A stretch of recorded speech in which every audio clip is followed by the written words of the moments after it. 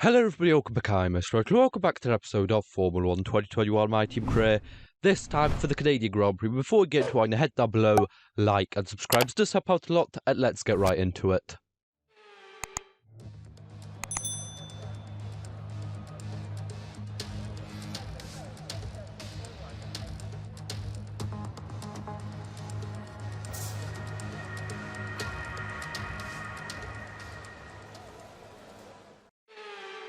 So here I am out for my flying lap around the circuit Gilles Villeneuve, of course, over here in Canada. One of my favourite, if not my favourite track in the game, just in general in Formula 1.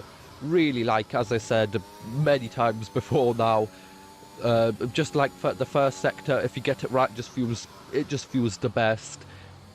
Sector 2, of course, you can overtake, at least try and overtake if the car in front of you doesn't have DRS, and of course, in the last sector, it's really fun going through the last corner. I think it counts as one corner, not too sure.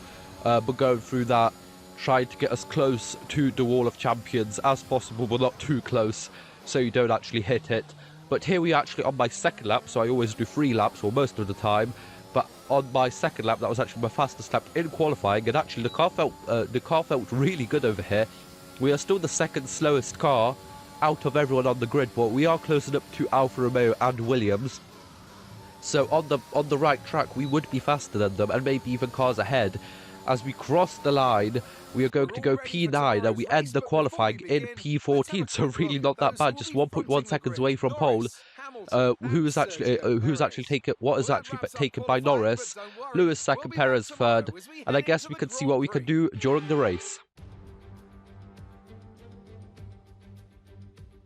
Hello and welcome to the Ile Notre Dame once again for what promises to be another incredible Canadian Grand Prix at a fiercely competitive circuit, where pole position can often be decided by less than 1/10 of a second. It's one of the fastest races of the season here at the circuit Gilles Villeneuve, with around 60% of this 2.7-mile circuit taken at full throttle. There are 14 corners to navigate, the very last of which has its very own infamous history. Could be the cause of a safety car today.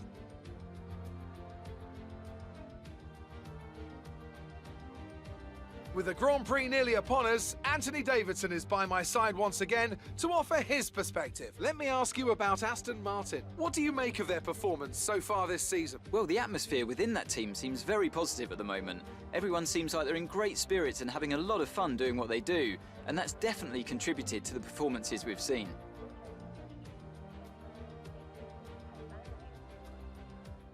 It's time to take a look at our starting grid for today's race. Lando Norris will lead us away from pole position, and it's Lewis Hamilton alongside. Looking at the rest of today's grid, we have Perez, Bottas, Max Verstappen and Ricciardo, Leclerc, Sainz, Gasly and Yuki Tsunoda, Ocon, Vettel, Antonio Giovinazzi, Red, Stroll, Russell, and Guan Yu Zhou and Mick Schumacher, Lundgaard, Latifi, Mazepin and Louis Delatraz.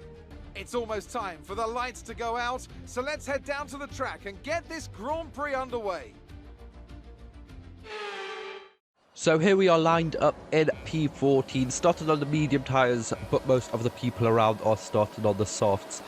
Now this video may seem a little bit shorter than usual, and that is because my recording kind of like bugged out.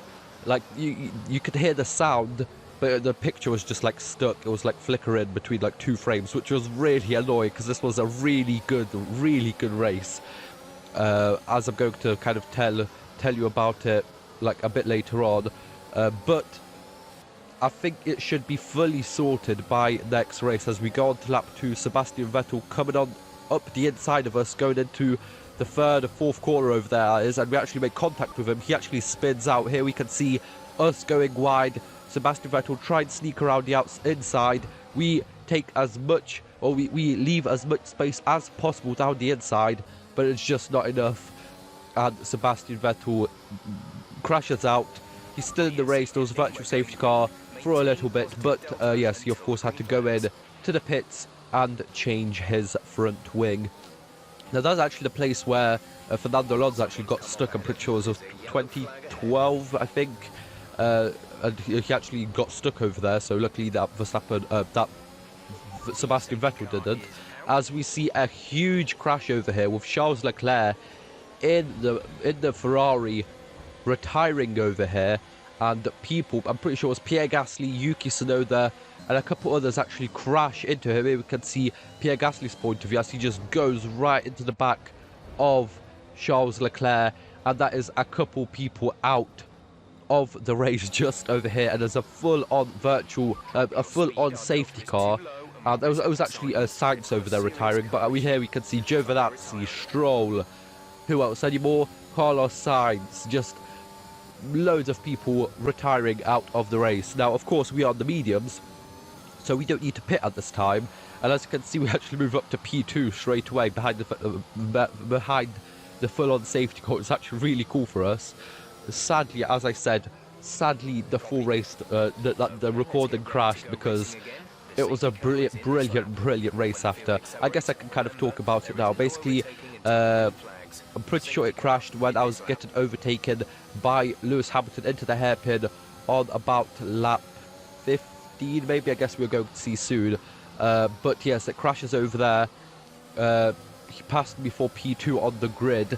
I basically did the strategy from mediums to softs.